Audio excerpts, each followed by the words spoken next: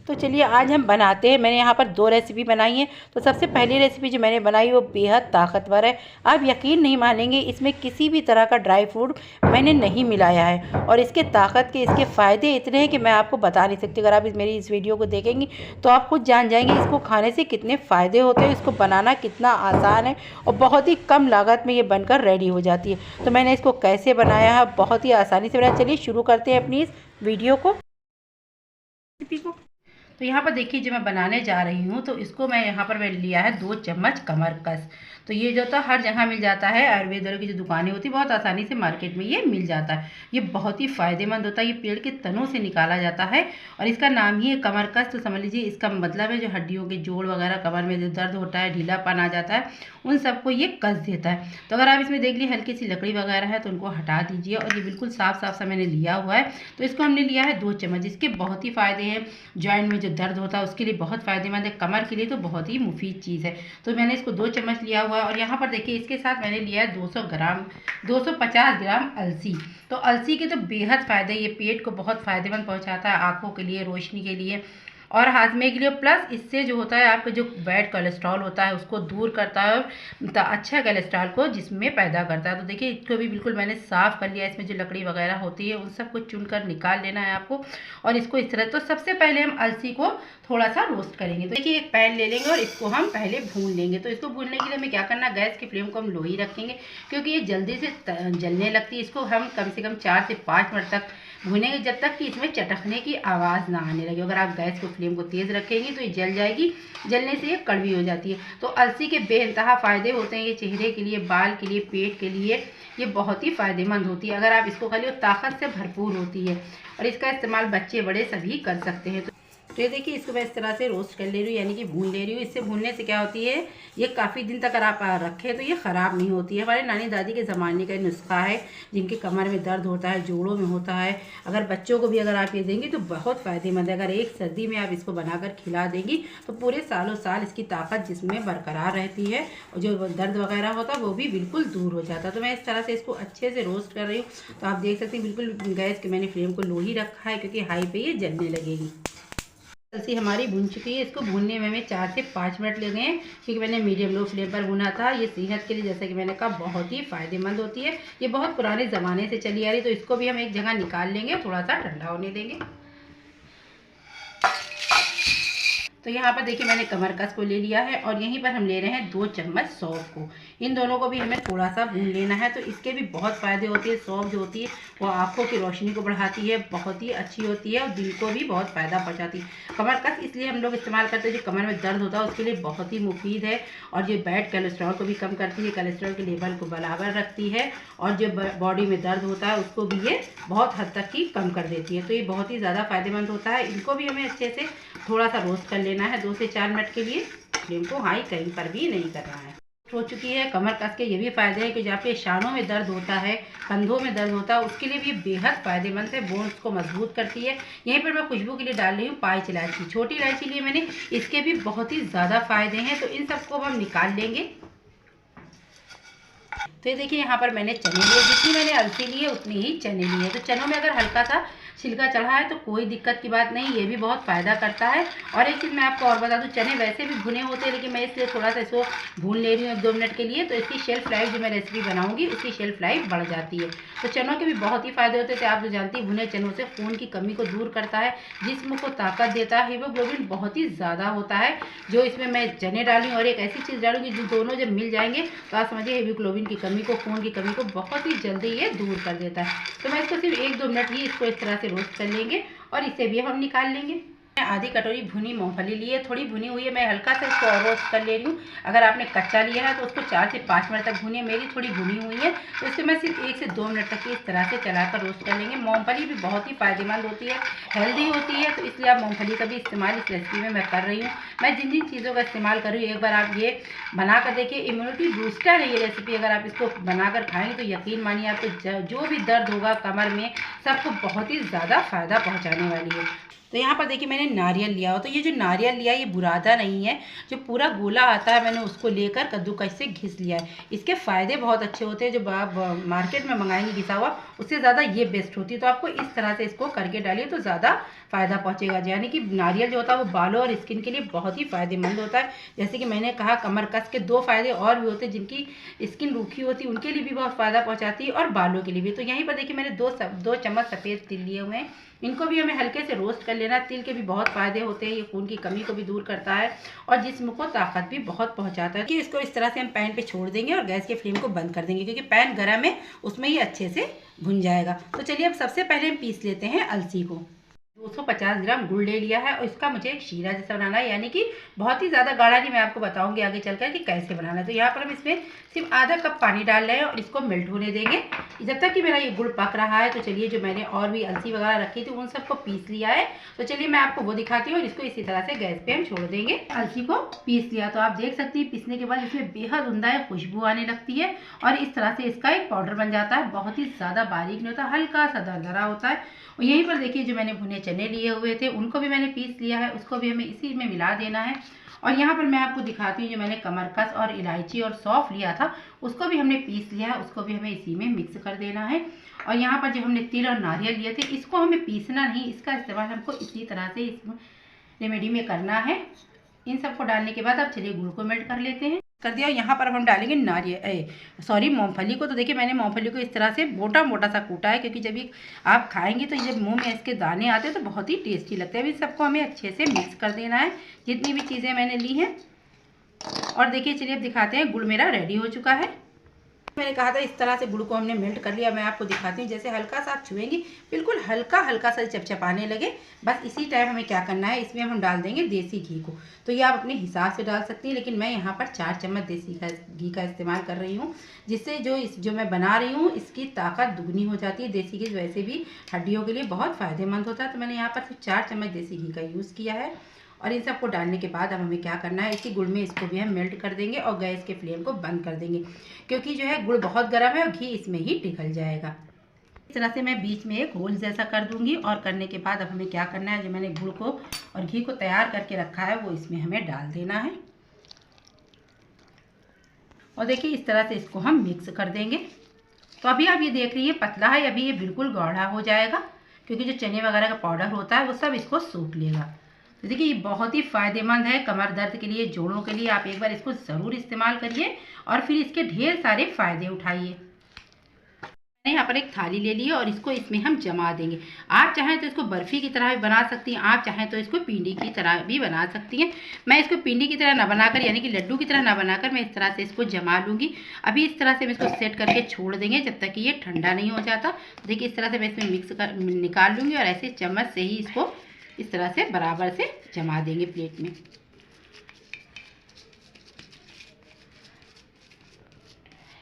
देखिए इस तरह से सेट भी हो जाएगा।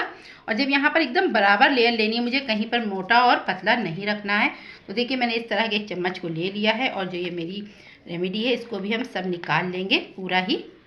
और निकालने के बाद अब मुझे क्या करना है, अब इसको हम अच्छे से चम्मच से ही पुश करते हुए बराबर कर देंगे। देख सकते हैं अब इससे बहुत ही आसानी से ये जम जाएगा। इसको रूम टेम्परेचर पर छोड़ देंगे हम कम से कम आधे घंटे के लिए। छुरी से इसमें यानी कि नाइफ से इस तरह से कट लगा दिए थे हल्के हल्के से। तो अब ये बिल्कुल ठंडा हो चुका है। तो मैं आपको निकाल कर दिखाती हूँ कि कितना परफेक्ट बनकर रेडी हुआ है। अगर आप चाहती तो हम चाहते तो इसके लड्डू भी बना सकते हैं, लेकिन लड्डू ना बनाकर मैंने इस तरह से पीसेज में इसको काट लिया है। मैं आपको एक पीस निकाल कर दिखा रही हूँ कितनी परफेक्ट है और कितना बढ़िया से ये बनकर रेडी हुआ है। अगर बड़े खाएँ तो इसको एक पीस दीजिए, अगर बच्चे खाएँ तो इसको हाफ दीजिए। तो चलिए अब खत्म करते हैं अपनी रेसिपी को। अगर आपको मेरी रेसिपीज़ पसंद आती हैं तो मुझे लाइक और सब्सक्राइब ज़रूर कीजिए। कमेंट्स बॉक्स में ये भी बताइए आपको ये रेसिपी मेरी ये रेमेडी कैसी लगी। तो ये देखिए मेरी जो मैंने बनाई थी रेमेडी वो बनकर रेडी हो चुकी है। मैं आपको तोड़कर दिखाती हूँ कितनी सॉफ्ट है। इसके फ़ायदे मैं आपको वीडियो में तो लीजिए मेरी पहली रेसिपी बन चुकी है। तो चलिए शुरू करते हैं अपनी दूसरी रेसिपी को। लिया हुआ है आप देख सकते हैं, ज़रा दानेदार बड़ा सा ये अच्छा गूंद होता है। मैंने इसको लिया हुआ है, ये 100 ग्राम है वजन में।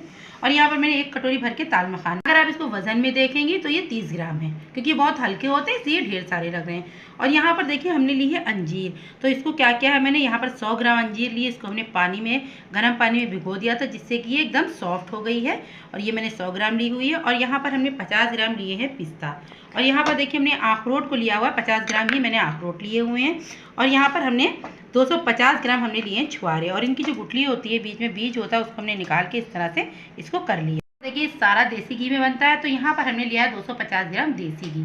और यहाँ पर मैं 1 कटोरी भर के गुड़ लिया हुआ। अगर गुड़ का भी वजन देखेंगे 250 ग्राम ही है। मीठा आप अपने हिसाब से रख सकती हैं।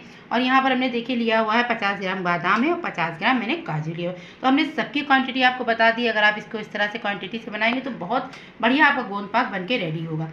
और यहाँ पर हमने लिए 2 चम्मच ये मैंने लिए हुए देखिए अलसी के दाने, क्योंकि ये भी बहुत फ़ायदेमंद होती है हड्डियों के लबाब के लिए।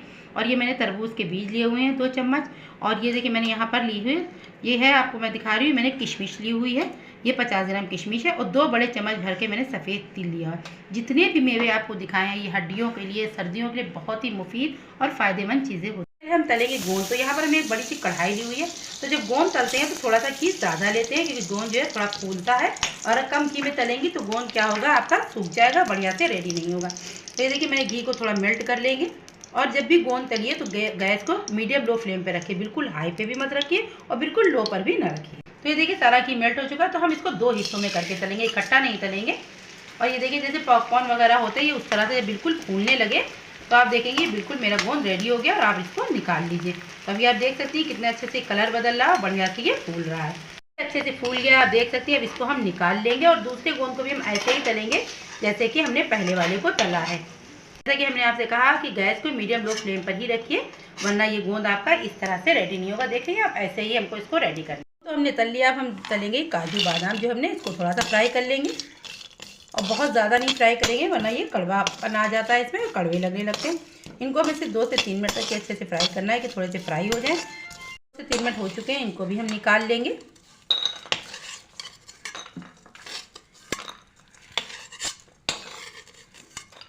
और अब घी का थोड़ा कम ही इस्तेमाल होगा, क्योंकि सबसे ज़्यादा घी जो है गोंदने लगता है। तो ये लीजिए, अब इसमें हम डाल देंगे अखरोट, इनको भी हल्के से फ्राई कर लेंगे हम। हमने 2 से 3 मिनट तक फ्राई कर लिया है। जितने भी मैंने यहाँ पर ड्राई फ्रूट्स इस्तेमाल किए, जो कि यानी कि सूखे मेवे इस्तेमाल किए हैं, उनकी सबकी अलग अलग क्वालिटी है। बादाम दिमाग के लिए बहुत अच्छा होता है, अखरोट जो है कैल्शियम से भरपूर होता है, बादाम भी बहुत फ़ायदेमंद होता है, काजू भी बहुत फ़ायदेमंद होता है, मगज के बीज भी बहुत फ़ायदेमंद होते हैं। और जो मैं यहाँ पर अब लास्ट में तलूँगी ताल मखाने, तो ताल मखाने भी बहुत ही फ़ायदेमंद होते हैं, क्योंकि ताल मखानों में भरपूर कैल्शियम होता है, जो आपको हड्डियों को बहुत ज़्यादा मजबूत और सेहतमंद बनाता है। ये देखिए हल्का सा कलर बदल गया है इनका, यानी कि ताल मखानों का, इनको भी अब हम निकाल लेंगे। तो देखिए यहाँ पर मैंने 1 चम्मच देसी घी और लिया, बिल्कुल छोटा ही चम्मच से लिया हुआ है। अब इसमें हमको पिस्तों को भी थोड़ा सा फ्राई कर लेना है। और जब हम पिस्तों को फ्राई करेंगे तो उसी के साथ हमने यहाँ पर जो और भी मेवे लिए हुए हैं, यानी कि किशमिश ली है, मगज के बीज, तो लीजिए इनको भी मैंने 2 से 3 मिनट ही तक फ्राई किया है, बहुत ज़्यादा फ्राई नहीं करना है। और इनको भी अब हम निकाल लेंगे। मैंने सारे मेवे को जो है फ्राई कर लिया है, आप देख सकती हैं, मैंने सबको एक साथ दिखा रही हूँ आपको। और इन सब का हमें मिक्सर में डालकर पाउडर बनाना है अच्छा सा। और यहाँ पर मैं आपको एक चीज़ और दिखा दूँ, ये जो मैंने अंजीर ली हुई थी इसको भी हमें पीसना है, और जो मैंने ये छुआरे लिए हुए थे इनको भी हमें पीसना है। जितने भी मेवे थे मैंने सबको इस तरह से पीस लिया। जब ये पीसते हैं तो तले हुए होते ना, तो थोड़ा सा देखिए गीले गीले से हो गए। अब हमने यहाँ पर देखिए छुआरों का भी इस तरह से पाउडर दरदरा सा बना लिया। एक चीज़ मैं आपको बताना चाहती हूँ, इन सबको मैं एक में कर लूँगी। और यहाँ पर जो मैंने अंजीर ली हुई थी, अंजीर और गोंद को, तो सबसे पहले मैं थोड़ा सा अंजीर को पीस लूँगी, उसके बाद उसी में मैं गोंद को भी पीसूँगी। अंजीर और जो है गोंद को एक साथ पीसा, आप देख सकते हैं बिल्कुल लिक्विड की तरह हो गया है। अगर आपको पीसने में दिक्कत आ रही हो तो आपने जिस पानी से अंजीर को भिगोया था, धोकर भिगोइए, उसका इस्तेमाल इस पानी में का यहाँ पर पीसने में आप कर सकती हैं। बस इसी तरीके से हमको रखना है गोंद। अगर आप चाहें तो दरदरा सा भी डाल सकती हैं, आप चाहें तो इस तरह से पेस्ट बनाकर भी डाल सकती हैं। और देखिए मैंने जैसा कि कहा था 250 ग्राम हमने घी लिया हुआ था, बस हमने इतना घी रोका है। और इतना अब हमने आटे को भूनने के लिए हम डालेंगे। तो यहाँ पर हम इस्तेमाल कर रहे हैं गेहूँ के आटे का। तो हमने यहाँ पर 1 कटोरी गेहूँ का आटा लिया हुआ है। अगर आप वज़न से देखेंगी तो ये लमसम 100 ग्राम से कम ही आटा होगा। देखिए जैसे कि मैंने आपको बताया, आटा भूनते हुए जब ये घी पिघलता है तो मेल्ट होने लगता है, तो आप देखिए आटा बिल्कुल पतला सा लगने लगता है। इसका मतलब है कि हमारा आटा अच्छे से भुनना शुरू हो गया है, यानी कि भुन गया है और बहुत बढ़िया सी खुशबू भी आ रही है। अब हम यहीं पर डालेंगे, यहाँ पर हमने नारियल का पूरी नारियल का यूज़ नहीं किया, तो मैंने यहाँ पर नारियल का बुरादा लिया हुआ, इसी को इसमें ही हम थोड़ा सा फ्राई कर लेंगे कि नारियल भी थोड़ा सा फ्राई हो जाएगा तो इसकी भी बढ़िया से खुशबू आने लगी। इनको भी मैं इसी के साथ डाल देती हूँ। डालेंगे जो यहाँ के हमने छुहारों को पीस के रखा हुआ था उनका, उसको डाल देंगे। उस पाउडर को भी मैंने इसी में डाला। जैसे कि मैंने कहा, हर मेवा अपनी क्वालिटी अलग रखता है, बेहतरीन ताकतवर होता है, इसलिए मैंने सबको आपको बता दिया है कि आप इसको एक बार ज़रूर बनाइए। सर्दियों में बहुत ही मुफीद और फ़ायदेमंद होता है। जो मैंने काजू बादाम वगैरह पीस के रखे थे उनको भी हमें इसी में मिला देना है। लीजिए, इन सबको भी मिला दिया है हमने। और हम यहीं पर डालेंगे जो हमने अंजीर और गोंद को पीस के रखा हुआ, उसको भी हमें इसी में मिलाना है। यहीं पर हम डालेंगे जो पेस्ट मैंने बना कर रखा हुआ था, इसको भी हमें इसी में डाल देना है।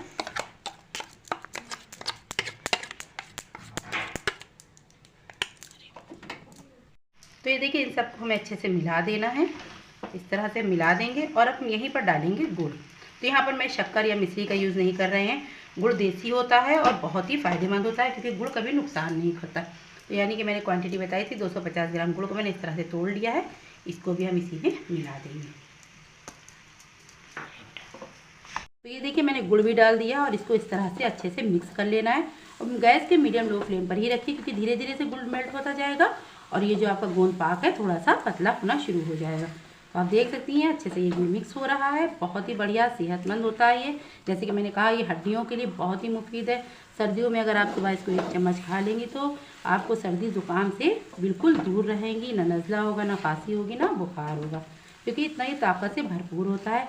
इसमें हर वो ड्राई फ्रूट पड़े हैं जो अपनी अपनी जगह पर सब अलग अलग फ़ायदे पहुंचाते हैं इन सर्दियों में। ये देखिए, जिस तरह से मेरा घी वगैरह सब छोड़ के ऊपर आ रहा है और गुड़ को हम मेल्ट कर रहे हैं। तो हमें यहीं पर क्या करना है, जो मैंने थोड़ा सा घी रोक कर रखा हुआ था उसको भी हमें यहीं पर ही डाल देना है। तो लीजिए, इस घी का भी मैंने इस्तेमाल कर दिया है।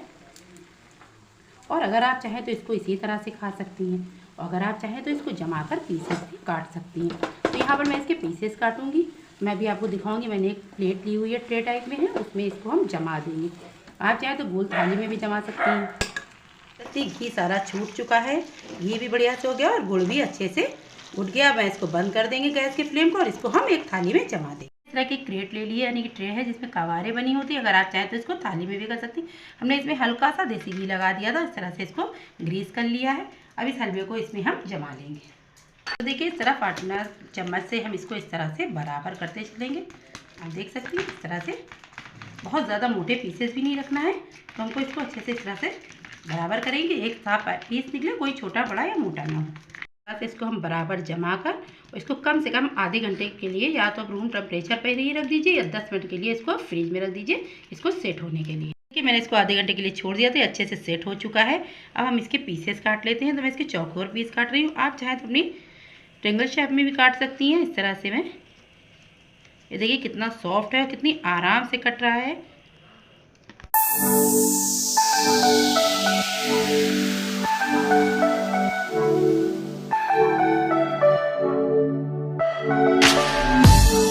मैंने इसको काट लिया है। अब क्या करेंगे, हमने थोड़ा से पिस्ते लिए हुए हैं, इस तरह से इसके ऊपर हम डाल देंगे। अगर आपको पसंद हो तो डालिए, नहीं पसंद है तो आप स्किप भी कर सकती हैं।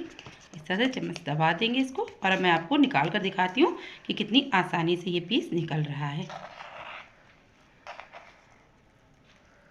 ये देखिए कितने बढ़िया से, कितना सॉफ्ट मेरा गोंद पाक रेडी हो गया है। अगर आपको मेरी रेसिपीज़ पसंद आती है तो मुझे लाइक और सब्सक्राइब ज़रूर कीजिए। कमेंट बॉक्स में भी बताइए आपको ये। तो ये लीजिए, मेरी दोनों रेसिपी बंद